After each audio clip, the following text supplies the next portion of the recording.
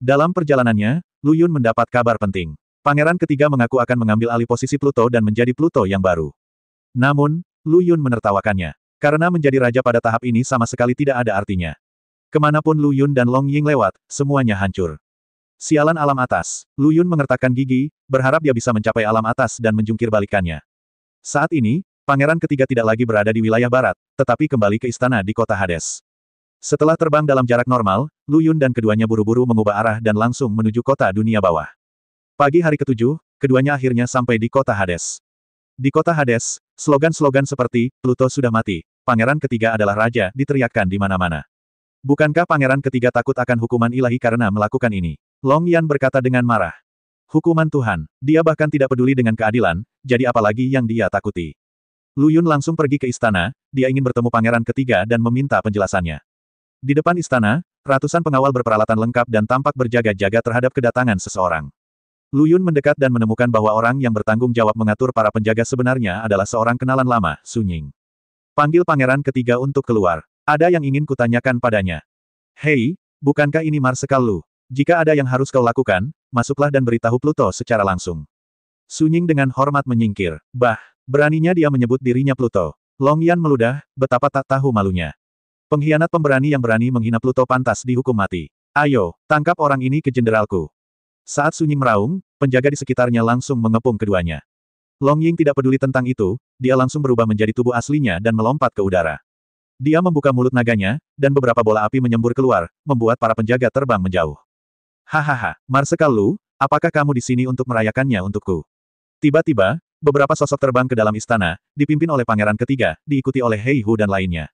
Lu Yun melambaikan tangannya untuk memerintahkan Long Ying berhenti menyerang.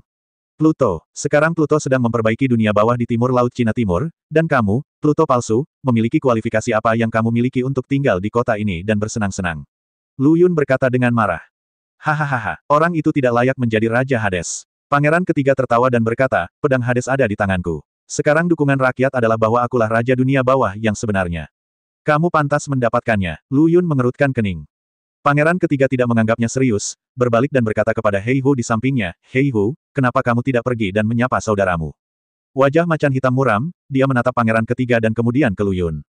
Kemudian, dia menggunakan pedang kepala hantu. Saudara Lu, maafkan aku. Setelah mengatakan itu, dia menebas dengan pedangnya, dan Lu Yun buru-buru menyingkir. Jurang yang sangat dalam muncul di tempatnya berdiri tadi.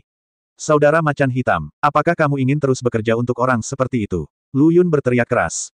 Namun, Hei Hu tidak menjawab, wajahnya muram, dia mengayunkan pisau kepala hantu itu tanpa daya dan terus berlari menuju Lu Yun. Lu Yun tidak melawan, tapi hanya mengelak dan membujuk, saudara macan hitam, pangeran ketiga tidak baik dan tidak adil. Sekarang seluruh dunia bawah menjadi panik. Pernahkah Anda melihat orang-orang itu? Mereka sekarang bukan manusia atau hantu. Don, tidakkah kamu merasa tidak enak? Jangan katakan apapun, lawan saja aku. Suara macan hitam menjadi sangat dingin, dan pedang kepala hantu di tangannya juga melaju kencang. Saudara macan hitam, saya tahu apa yang Anda pikirkan, tetapi Anda tidak perlu membantu orang seperti itu. Ini sama sekali tidak adil bagi Anda. Saya melihat macan hitam langsung mengaktifkan kultivasi seluruh tubuhnya, dan semua kekuatan mengerikan terkonsentrasi pada pedang berkepala hantu. Dia berteriak keras dan menyerang Lu Yun dengan seluruh kekuatannya. Saudara macan hitam, mengapa kamu tidak mendengarkan nasihat saudaraku? Lu Yun juga cemas dan segera menamparkan telapak tangannya. Namun, macan hitam tidak mengelak atau menghindar, dan langsung menggunakan kekerasan untuk menghancurkan serangan itu menjadi beberapa bagian, sekaligus mempercepat lagi. Saudara macan hitam, jika kamu terus keras kepala, jangan salahkan aku karena membangunkanmu. Tapi dia melihat Lu Yun berubah seketika, dan aura merah langsung memenuhi tubuhnya. Dalam sekejap, Lu Yun muncul di depan macan hitam. Macan hitam mengayunkan pedang kepala hantu dan menebas Lu Yun dari pinggang, sementara Lu Yun menamparkan telapak tangan dan langsung menuju ke bahu macan hitam. Namun, saat keduanya hendak bersentuhan, kemarahan di wajah Hei Hu tiba-tiba menghilang, dan pedang kepala hantu yang dia pegang langsung dilepaskan. Di saat yang sama, tubuh macan hitam justru bergerak ke atas. Saat Lu Yun menyadari ada yang tidak beres, semuanya sudah terlambat. Bang, telapak tangan ini sangat kuat. Awalnya, Lu Yun hanya ingin Hei Hu mengambilnya, tapi yang tidak dia duga adalah Hei Hu benar-benar akan menggunakan titik vital di dadanya untuk menerima telapak tangan itu. Kemudian, tubuh besar macan hitam menghantam tembok istana seperti layang-layang yang talinya putus. Saudara macan hitam, Lu Yun menghindar dan bergegas ke depan sambil memegangi Hei Hu Lou di pelukannya. Saudara macan hitam, apa yang kamu? Hei Hu membuka matanya dengan susah payah dan memaksakan senyuman di wajahnya. Saudara Lu, Kamu, jangan salahkan aku. Batuk-batuk. Macan hitam berkata dengan susah payah, Kaisar ketiga, baik padaku, jadi aku harus mengambil tindakan, dan kamu adalah milikku. Saudaraku, aku hanya bisa melakukan ini. Begitu Hei Hu mengucapkan kata, ini, darah muncrat dari mulutnya. Lu Yun buru-buru mengeluarkan pil Yuanyang dari tubuhnya dan memasukkannya ke dalam mulut macan hitam. Saudara macan hitam, kamu tidak bisa mati. Lu Yun berteriak keras, sambil membantu macan hitam menggosok dadanya, dan pada saat yang sama, dia menggunakan Imperial Qi untuk mengkatalisasi obat mujarab agar sifat-sifatnya segera larut. Itu, tidak ada gunanya, saudaraku, beri aku kesenangan. Macan hitam memohon dengan sangat kesakitan. Tidak, saudara macan hitam, kamu pasti baik-baik saja. Lu Yun benar-benar panik dan tidak tahu harus berbuat apa. Meskipun telapak tangan yang baru saja dia pukul menghilangkan sebagian besar kekuatannya pada saat kritis, seberapa sombongkah energi kekaisarannya. Terlebih lagi, Hei Hu ingin mati dan telah sepenuhnya melepaskan perlawanan. Sekarang saya khawatir meskipun Daluo Jinxian datang, dia tidak akan bisa menyelamatkan nyawa Hei Hu. Namun, belati tajam terbang dari arah pangeran ketiga dan menusuk langsung ke jantung Hei Hu. Macan hitam tiba-tiba kehilangan napas. Hahaha, sungguh cinta persaudaraan yang mengharukan. Pangeran ketiga tertawa dan berkata, tapi, aku khawatir aku tidak akan bisa melihatnya di masa depan, hahaha. Di belakang pangeran ketiga, sekelompok orang tertawa terbahak-bahak. Lu Yun tiba-tiba mengangkat kepalanya dan menatap pangeran ketiga. Awalnya, dia ingin berunding dengan pangeran ketiga, tapi sekarang tampaknya keputusan terakhirnya adalah siapa yang memiliki tinju lebih besar. Jadi, tanpa mengucapkan sepatah kata pun, dia mengambil pedang berkepala hantu Hei Hu dan menyerang langsung ke arah pangeran ketiga. Saya tidak punya waktu untuk bertengkar dengan Anda. Pangeran ketiga berkata dengan dingin, awalnya, saya tidak tahu di mana makhluk abadi itu berada, tetapi sekarang Anda telah memberitahu saya bahwa saya akan mendapatkan token Pluto. Hahaha. Pangeran ketiga tidak mengambil tindakan sama sekali terhadap Lu Yun, dan langsung terbang ke arah timur, namun Lu Yun dihentikan oleh 4 orang dengan aura aneh. Hanya karena kamu ingin menghentikanku. Lu Yun sangat marah hingga seluruh tubuhnya berubah menjadi ungu. Tidak hanya itu, dalam cahaya ungu merah ini, lampu listrik yang tak terhitung jumlahnya dapat menyala samar-samar. Namun, 4 orang di depan mereka sepertinya tidak menganggapnya serius. Mereka memandang Lu Yun dengan acuh tak acuh seperti semut. Lu Yun mengayunkan pedang berkepala hantu di tangannya dan bergegas menuju mereka berempat. Pada saat yang sama, semua penjaga di sekitarnya berkumpul, tetapi mereka semua dihentikan oleh Long Ying. Saya melihat 4 orang mengulurkan 4 pedang panjang pada saat yang sama, dan ujung pedang diarahkan ke Lu Yun pada saat yang bersamaan. Lu Yun sama sekali tidak takut, dan dengan raungan tajam, pedang kepala hantu menebas salah satu dari mereka. Formasi pedang 4 gajah. Keempat orang itu berteriak keras pada saat yang sama, dan keempat pedang panjang itu bergabung menjadi satu, cukup untuk memblokir serangan Lu Yun. Dengan suara pecah yang keras, pedang kepala hantu di tangan Lu Yun hancur dalam sekejap. Dia menatap kosong ke arah pisau patah di tangannya, dan air mata jatuh tanpa sadar.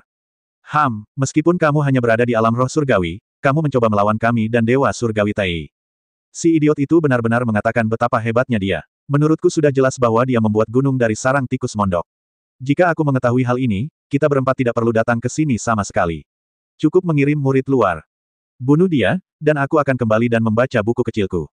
Mereka berempat segera menurunkan kewaspadaannya dan melangkah maju pada saat bersamaan. Lu Yun masih memegang pisau yang patah itu, dan jantungnya berdarah. Saudara macan hitam, aku tidak bisa menggunakan senjatamu untuk membalaskan dendammu, tapi tangan orang-orang ini berlumuran darahmu, dan aku tidak akan membiarkan satupun dari mereka pergi. Ya, saat Lu Yun meraung, momentum seluruh tubuhnya melonjak lagi. Pisau patah itu dibuang olehnya, dan seluruh orang itu menghilang dalam sekejap.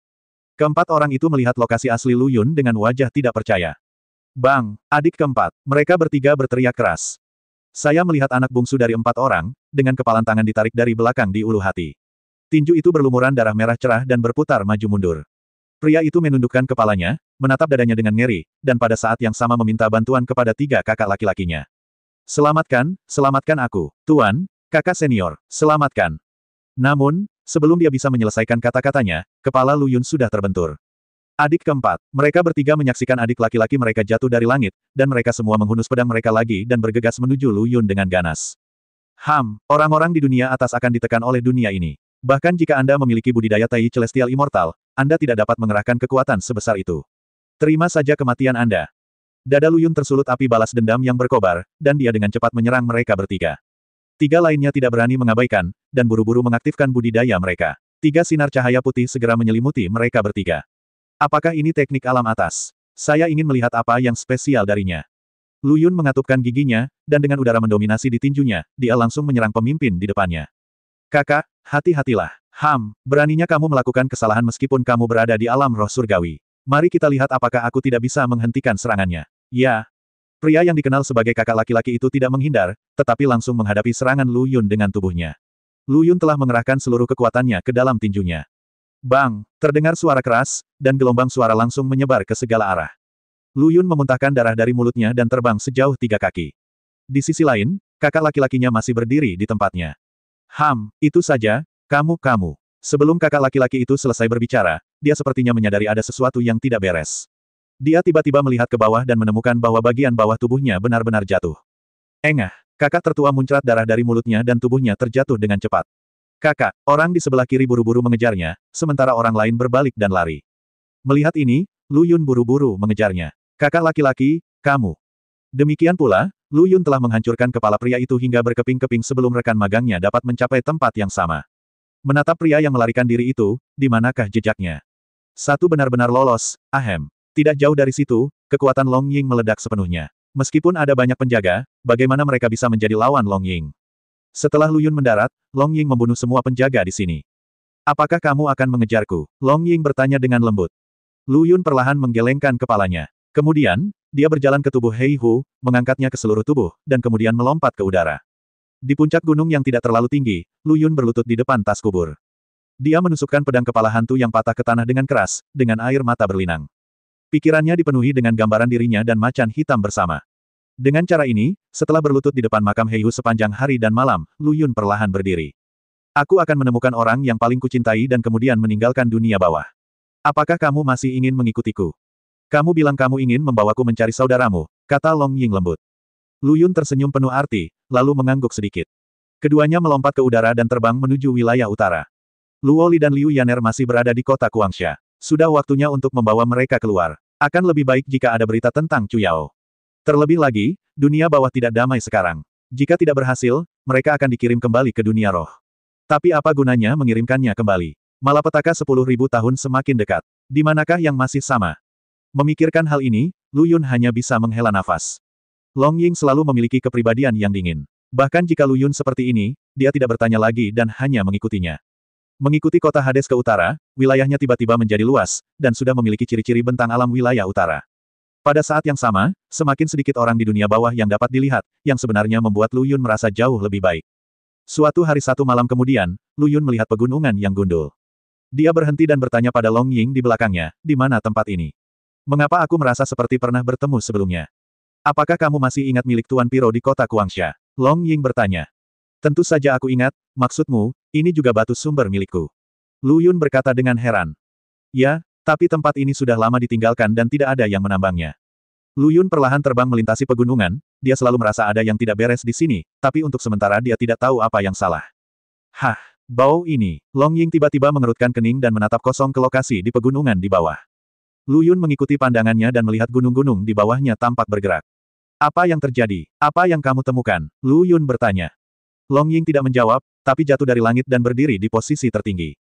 Lu Yun buru-buru mengikutinya. Wajah Long Ying tegas, dan matanya mengamati setiap inci tanah di bawahnya, bahkan sebutir pasir pun tidak. Setelah sekian lama seperti ini, akhirnya matanya berhenti pada sebuah batu yang setinggi manusia. Ada sesuatu yang mencurigakan di sana. Long Ying menunjuk ke batu itu, suaranya bergetar.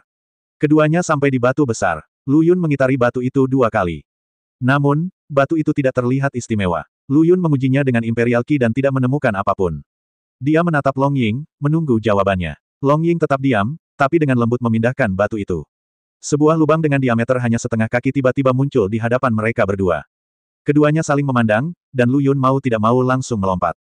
Lingkungan sekitar gelap dan tidak ada suara. Lu Yun mengandalkan penglihatannya yang luar biasa untuk hampir tidak bisa melihat pemandangan sekitarnya. Itu hanya gunung berlubang, tidak ada yang istimewa darinya. Lu Yun mengendalikan tubuhnya dan terus terjatuh seperti ini. Tidak sampai 1 jam penuh kemudian mereka berdua mendarat. Lu Yun mengulurkan jarinya dan langsung menyalakan api neraka. Lucu sekali. Aku tidak menyangka suatu hari nanti, api neraka akan digunakan untuk penerangan. Tanah di bawah kakinya berwarna hitam, dan tidak ada jejak kaki yang terlihat. Melihat sekeliling, Lu Yun mendapati dirinya berdiri di tepi sebuah lorong. Lorong ini sangat luas dan dapat menampung beberapa orang yang berjalan berdampingan pada waktu yang bersamaan. Dinding lorong penuh dengan bekas penggalian manual, serta sisa batu. Lu Yun mengambil sebuah batu dan melihat melalui api dunia bawah. Tidak ada jejak batu asal di dalamnya. Apakah tebakanku salah? Lu Yun hanya bisa mengerutkan kening. Batu di tangannya benar-benar berbeda dari batu biru yang pernah saya lihat sebelumnya, dan tidak ada kemiripan sama sekali. Apakah kamu yakin ini dulunya adalah pembuluh darah Originium? Lu Yun mau tidak mau bertanya. Benar, saya mengikuti Tuan Yuan Nian dan datang ke sini bersama Tuan Pluto. Long Ying menjawab dengan tegas. Di mata Long Ying, tampak pemandangan tempat yang penuh dengan penambang muncul kembali. Dua orang yang membawa bingkai besar melewatinya. Ngomong-ngomong, aku mengingatnya, jika kamu melanjutkan jalan ini, pasti ada gudang besar. Long Yan berkata dengan terkejut, jika kita dapat menemukan lebih banyak batu sumber, kita bisa menggunakan lingkaran sihir kuno, ayo, dan membantumu menemukan seseorang. Kata-kata Long Ying seperti sambaran petir, menarik hati sanubari Lu Yun. Lalu kenapa kamu tidak segera pergi? Setelah itu, dialah orang pertama yang berlari menuju lorong itu.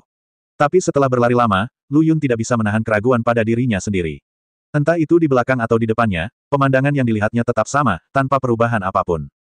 Apakah kamu yakin ini ada di sini? Itu tidak salah. Aku mengingatnya dengan sangat jelas. Long Ying berkata, aku berjalan bersama Tuan Yuanian dan Hades selama setengah bulan. Berjalan selama setengah bulan, tidak peduli seberapa lambat Anda berjalan, setengah bulan masih jauh. Akhirnya, ketika mereka berdua mencapai tengah hari pada hari ketiga, ada pertigaan jalan di depan. Long Ying mendekat dan memeriksa kondisi kedua jalan tersebut. Lewat sini, Long Ying bergegas langsung ke lorong paling kanan tanpa memikirkannya. Apakah kamu ingat jalan ini? Lu Yun bertanya dengan rasa ingin tahu. Tidak, Long Ying berkata dengan dingin, saya baru saja melihat aura yang tidak biasa di sini. Apa yang tidak biasa dari lapisan mineral yang ditinggalkan? Lu Yun mengungkapkan keraguannya atas kata-kata Long Ying. Long Ying sepertinya menyadari keraguan Lu Yun, dan kemudian berkata, saya merasa teman Anda tampaknya memiliki pemikiran yang mendalam tentang hal ini. Chu Yao, Lu Yun kaget. Namun, Long Ying perlahan menggelengkan kepalanya. Apakah itu, kakak meriam besar? Kali ini, Long Ying tidak mengungkapkan apapun. Lu Yun sangat gembira. Alangkah baiknya jika dia bisa menemukan meriam naga di sini. Belum lagi yang lainnya, dengan bantuan kuat dari Long Cannon, akan sangat nyaman baginya untuk bertindak di dunia bawah. Terlebih lagi, Long Chano tahu banyak tentang dunia bawah dan ratusan kali lebih baik darinya. Ketika dia memikirkan hal ini, Lu Yun mau tidak mau mempercepat lagi. Kakak Pau besar, kamu datang ke dunia bawah untuk menemukan pedang Pluto sendiri, bukankah pedang itu jatuh ke tangan pangeran ketiga? Jika kamu membiarkan aku menemukanmu lebih awal, aku pasti akan membantumu mendapatkannya kembali. Lu Yun memiliki kepercayaan diri ini. Selama dia bergabung dengan Long Dapao, mereka pasti akan menjadi kombinasi yang tak terkalahkan di dunia bawah. Setidaknya itulah yang terjadi di permukaan. Pada saat ini, Lu Yun tidak dapat lagi menahan kegembiraannya dan berteriak ke arah yang paling dalam, saudara Pao besar. Saya di sini untuk mencari Anda. Setelah 2 hari penuh, keduanya akhirnya mencapai akhir lorong. Bagaimana bisa? Lu Yun memandangi dinding batu di depannya, terus mencari mekanismenya. Long Ying juga melangkah maju dengan rasa ingin tahu, mengerutkan kening. Apakah saya salah? Dia ragu dengan penilaiannya, Anda mundur, dan saya akan mencoba membuka lorong itu. Aku akan melakukannya. Lu Yun langsung meledak dan meninju dinding batu. Menabrak, hanya sedikit kerikil yang jatuh dari dinding batu yang keras, dan tidak banyak kerusakan yang terjadi. Batu-batu di sini sangat keras. Namun, dia tidak menyerah, dan Lu Yun bertransformasi dengan energi kekaisaran. Ketika dia selesai, dia diledakkan dengan serangkaian tinju. Benar saja, dinding batu itu rentan terhadap pukulan keras hanya dalam sekejap, dinding itu dihempaskan oleh Lu Yun sejauh lebih dari 10 kaki. Hanya saja, tidak ada jalan keluar yang terlihat.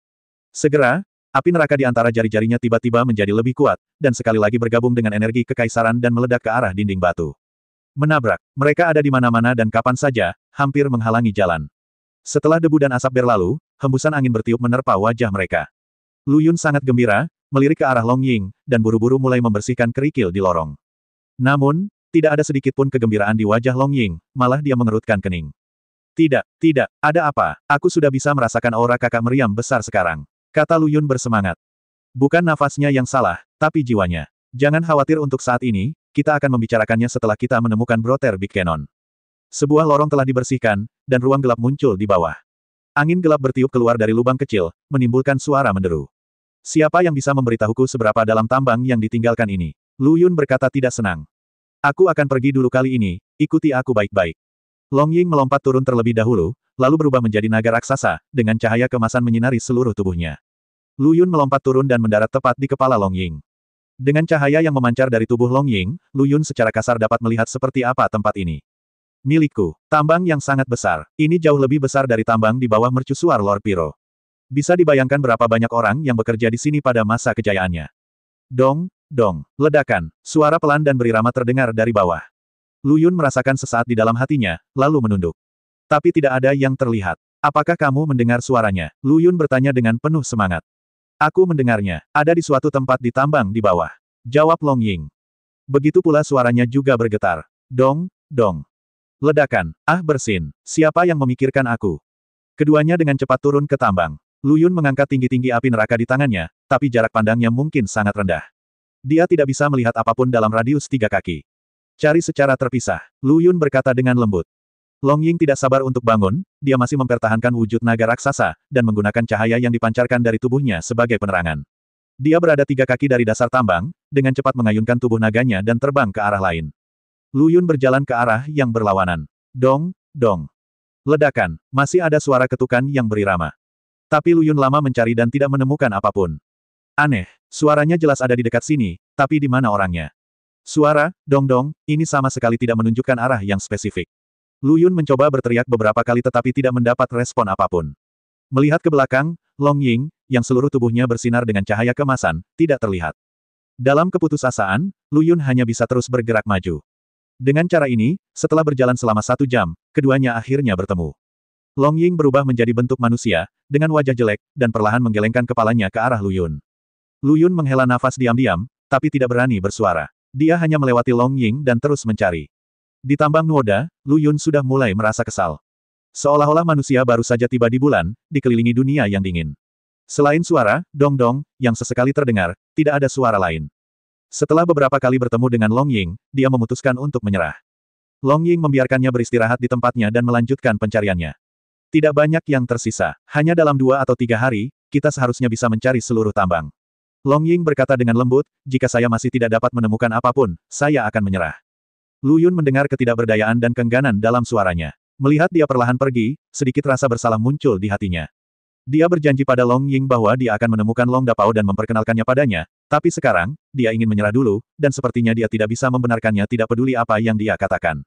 Jadi, Lu Yun mendapatkan kembali energinya dan melanjutkan pencariannya. Dong, dong, ledakan. Saya telah mendengar suara ini berkali-kali. Sangat dekat, tetapi tidak ada seorang pun yang terlihat. Dong, dong, ledakan. Di sini. Akhirnya, Lu Yun tidak sengaja melihat tumpukan batu yang aneh. Mereka berdua pernah melihat banyak tumpukan batu seperti ini sebelumnya, tapi Lu Yun yakin suara itu datang dari balik tumpukan batu. Lu Yun mendekat dengan hati-hati, tapi terpana melihat pemandangan di depannya. Di belakangnya, Long Ying dengan cepat mendekat dan berdiri berdampingan dengan Lu Yun, memandangi dasar tumpukan batu bersama-sama.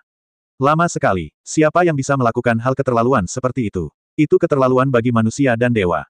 Jika aku tahu siapa orang itu, apakah kamu percaya aku akan mencabik-cabiknya?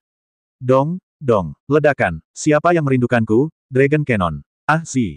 Dong, dong, ledakan. Di depan mereka berdua, sedang berlutut sesosok kayu kecil setinggi lebih dari setengah kaki, memegang palu kecil di tangannya dan mengetuk batu di depannya dengan sangat berirama. Mungkin karena terlalu lama, batunya terhempas ke dalam lubang yang dalam, saya khawatir tidak lama lagi batunya akan pecah. Lu Yun menemukan bahwa penjahat ini jelas-jelas adalah boneka, tanpa fluktuasi energi spiritual di tubuhnya, tetapi yang mendorong gerakan penjahat itu sebenarnya adalah jejak kekuatan jiwa. Lu Yungang hendak menghancurkan penjahat itu untuk melampiaskan amarahnya, tetapi dihentikan oleh Long Ying. Kekuatan jiwa dalam boneka ini sangat familiar. Sepertinya, berhubungan dengan temanmu. Setelah mendengar apa yang dikatakan Long Ying, Lu Yun menyadarinya. Setelah merasakan dengan cermat, tentu saja, kekuatan jiwa pada manusia kayu kecil itu tampak agak familiar. Dia berbalik dan melihat ke arah Long Ying dan kemudian ke penjahatnya. Dong, dong, ledakan. Lu Yun juga bingung mengapa lelaki kecil ini memiliki jiwa meriam naga di tubuhnya. Jangan khawatir, sebagai seekor naga, akan ada hubungan antara aku dan dia. Biarkan aku mencarinya.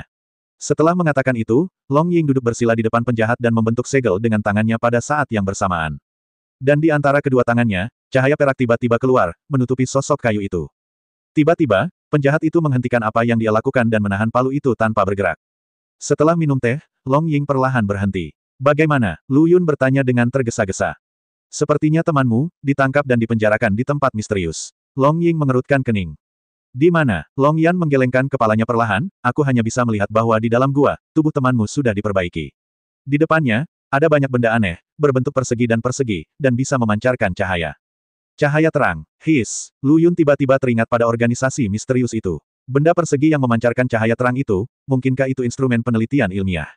Tidak, kita harus menemukan Brother Big Cannon secepat mungkin. Bencana 10.000 tahun akan datang. Kita tidak boleh menyakiti jiwa kita sekarang. Haha, bencana 10.000 tahun yang kamu sebutkan hanyalah pembersihan besar-besaran di surga. Apakah kamu pikir kamu dan aku bisa menghindarinya? Lu Yun tidak berkomitmen.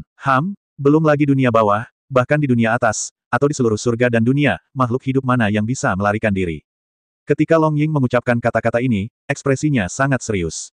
Jadi, inilah kenapa aku ingin mencari temanmu. Sebagai seekor naga, aku akan menanggung beban bencana terbesar. Dengar, sejak kamu datang ke dunia bawah, selain aku, apakah kamu pernah melihat naga lain? Lu Yun menggelengkan kepalanya. Pedang Pluto hanyalah sebuah simbol. Mungkinkah menggunakan pedang Pluto untuk menghindari malapetaka? Lu Yun menundukkan kepalanya dalam diam. Jika saya mengikuti apa yang Anda katakan dan ingin selamat dari malapetaka 10.000 tahun, bukankah itu berarti membunuh Tiandao?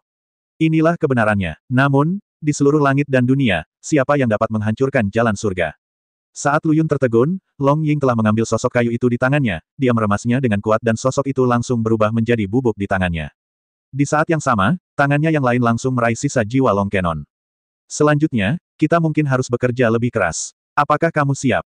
Lu Yun tahu bahwa dia harus melepaskan jiwanya dan pergi. Karena pemilik jiwa ini masih ada, otomatis dia akan kembali mencarinya. Ya, kenapa aku tidak berpikir untuk menggunakan metode ini? Lu Yun menamparkan keningnya dan tertawa gembira. Long Ying tersenyum lalu melepaskan tangannya. Tiba-tiba, sisa jiwa melayang ke langit. Lu Yun dan yang lainnya tidak berani mengabaikannya dan buru-buru mengikuti mereka ke udara. Tepat setelah mereka mengejar kecepatan jiwa yang tersisa itu benar-benar mengubah arahnya dan terjun langsung ke tanah.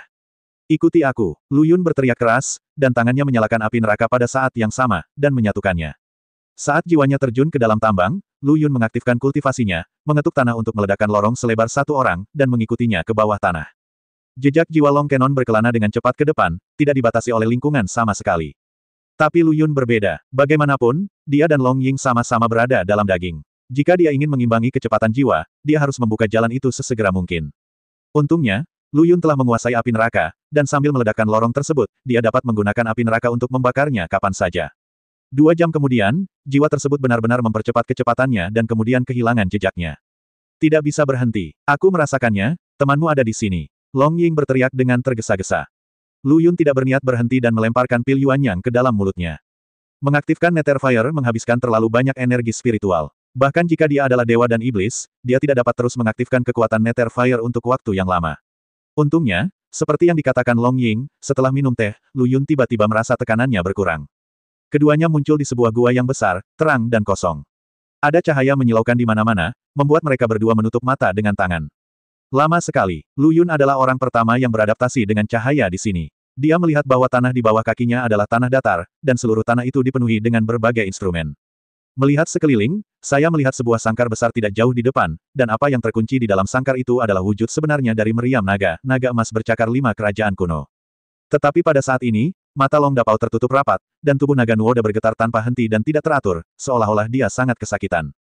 Long Ying juga beradaptasi dengan cahaya. Saat dia melihat Long Kenon, air mata mengalir deras dari matanya. Jadi, dia menjelma menjadi naga raksasa dan terbang tepat di depan meriam naga. Cakar naga itu mencengkeram pagar tempat meriam naga diikat dan ditarik dengan kuat. Klik, kekuatan besar menjatuhkan banyak kerikil dari gunung, yang jatuh ke meriam naga. Saudara meriam, Lu Yun memanggil Long Dapao dengan keras, tapi Long Dapao bahkan tidak menjawab sama sekali. Bawa dia keluar dulu, Long Ying berkata dengan tajam. Setelah mengatakan itu, dia membungkus tubuh naganya di sekitar tubuh meriam naga dan menyeretnya keluar dengan seluruh kekuatannya. Lu Yun menyalakan kembali api neraka dan menyalakan semua peralatan di tanah. Kemudian, dia memperluas lubang yang dia masuki sebelumnya dan menjadi orang pertama yang bergegas keluar. Sepanjang jalan, dia memikirkan sebuah pertanyaan, mengapa orang-orang dari organisasi misterius itu fokus pada Long Kenon? Dan itu juga menghilangkan sebagian jiwanya. Mengapa pria kayu kecil di tambang itu menempa biji di sana? Sampai dia kembali ke tanah, Lu Yun tidak memikirkan alasannya. Untungnya, tempat ini adalah urat mineral yang terbengkalai, dan tidak ada makhluk hidup yang mendekatinya dalam jarak ribuan mil. Menempatkan meriam naga di tanah, Long Ying berubah menjadi bentuk manusia lagi. Ada kebingungan dan kekhawatiran di wajahnya, matanya selalu tertuju pada Long Kenon. Sejujurnya, Lu Yun sangat senang menemukan Long Dapao, tapi menghadapi Long Dapao yang tidak sadarkan diri, dia tidak tahu untuk beberapa saat. Karena jiwanya terluka, secara alami dapat diperbaiki, tetapi dia tidak tahu apakah dia dapat memperbaiki jiwa Long Kenon. Bisakah jiwanya diperbaiki? Lu Yun bertanya. Seharusnya itu mungkin. Long Ying mengangguk dan berkata, orang-orang itu hanya melepaskan jejak jiwa mereka dan tidak memaksakan batasan lainnya. Long Ying berkata perlahan, namun, jiwa klan naga kami agak istimewa dan tidak mudah untuk dipulihkan seperti kalian manusia. Aku mengetahuinya. Ada tempat aneh di dunia bawah di mana rumput spiritual berbentuk naga tumbuh. Hanya rumput spiritual ini yang merupakan ramuan terbaik untuk membantunya memulihkan jiwanya. Itu saja. Tentu saja tidak. Anda perlu memurnikan rumput spiritual berbentuk naga menjadi pil yang memelihara jiwa. Namun, itu membutuhkan pil spiritual kelas 5 atau lebih tinggi. Memurnikan ramuan tidak menjadi masalah. Lu Yun telah menyempurnakan ramuan kelas 6 di tempat permaisuri Tianxiang. Ada tempat khusus di dunia bawah. Ada banyak orang berkuasa di dunia bawah. Jika kamu berani pergi, aku akan membawamu ke sana, tapi kamu tidak perlu mengatakan apa-apa. Selama aku bisa menyelamatkan nyawa Big Pao, aku akan pergi meskipun itu berarti gunung pedang dan lautan api. Tempat yang dibicarakan Long Ying berada di persimpangan wilayah selatan dan wilayah barat. Tidak hanya penuh dengan energi spiritual, tetapi juga memiliki banyak harta karun alam dan duniawi. Hanya saja terjadi turbulensi ruang dan waktu di sana, serta aturan langit dan bumi yang sangat tidak stabil. Jika bukan karena para beku yang tidak dapat menerobos dan naik, tidak ada yang akan pergi ke tempat seperti itu untuk mencari peluang. Dengan kata lain, tidak peduli seberapa mampunya kamu mungkin terbunuh bahkan sebelum kamu menemukan rumput spiritual berbentuk naga.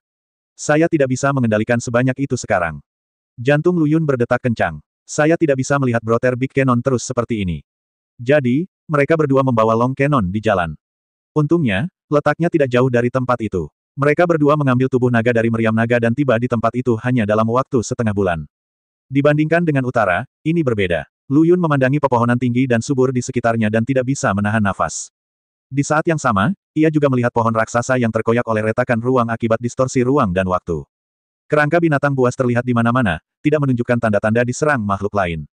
Long Dapao sangat besar, dan saat Long Ying menurunkannya, dia mengatur 3 penghalang di sekelilingnya.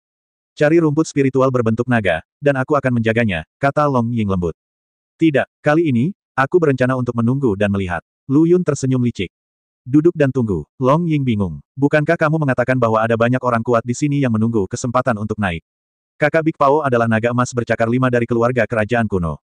Bukankah mungkin status seperti itu tidak bisa didambakan oleh orang-orang itu? Long Ying langsung mengerti apa yang dia maksud. Metodemu bagus, tapi aku ingin mengingatkanmu bahwa sebagai biksu di tahap tengah alam roh surgawi, orang-orang besar itu bukanlah sesuatu yang bisa kamu tangani dengan mudah. Long Ying mengingatkanmu dengan baik. Jangan khawatir, aku mengetahuinya dengan baik. Lu Yun berbalik dan berkata, namun, aura Brother Big Pao harus dilepaskan, untuk menarik lebih banyak orang untuk datang ke sini. Long Ying berpikir lama sebelum menyetujui keputusan Lu Yun, jadi dia membuka celah di penghalang. Lu Yun duduk bersila di depan penghalang, menghadap ke hutan lebat. Dia tahu bahwa selama ada cukup banyak biksu di tempat ini, dia selalu bisa mendapatkan apa yang diinginkannya. Namun yang tidak dia duga adalah selama 3 hari penuh, tidak ada satupun biksu yang datang ke sini, dan bahkan tidak ada seekor burung atau binatang pun yang terlihat. Lu Yun perlahan membuka matanya dan melihat ke depan. Dalam 3 hari terakhir, beberapa hutan lebat telah terkoyak oleh gejolak ruang dan waktu, dan tak terhitung banyaknya pepohonan yang menjulang tinggi telah terkoyak-koyak. Tidak bisakah aura kakak meriam besar menyebar? Seharusnya tidak. Meski tidak pantas menggunakan meriam naga sebagai umpan, namun sudah pasti jauh lebih aman daripada memasuki area ini sendirian. Jadi, setelah 3 hari berikutnya, akhirnya terjadi pergerakan di hutan lebat. Itu adalah auman besar dari binatang buas. Melihat pepohonan di kejauhan dirobohkan satu persatu, hati Lu Yun pun terangkat. Namun, ini bukanlah kekhawatiran, melainkan kegembiraan. Hahaha, akhirnya biarkan aku menunggu. Jadi, dia naik ke udara dan terbang ke arah itu.